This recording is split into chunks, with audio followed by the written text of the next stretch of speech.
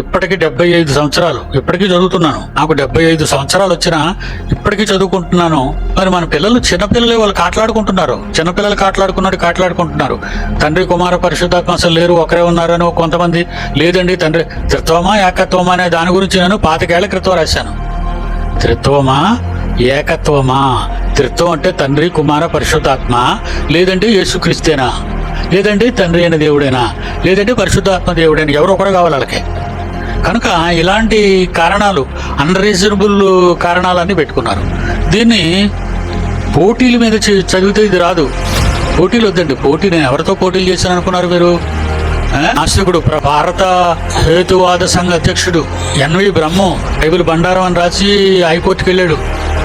అలాంటి వాళ్ళతో పోరాడాను నేను. వీళ్ళు కుమ్ములాడేసుకుంటున్నారు. నేర్చుకుంటేనే కానీ తెలీదు.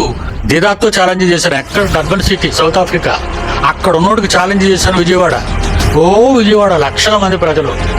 నేనేమన్నాను, నేను ఓడిపోతే నేను ఇస్లాంలో కలిసిపోతాను, నువ్వు ఓడిపోతే ఆ గ్రౌండ్లోనే నీకు బాప్తిసం ఇస్తాను. దెబ్బతో రాలేదు.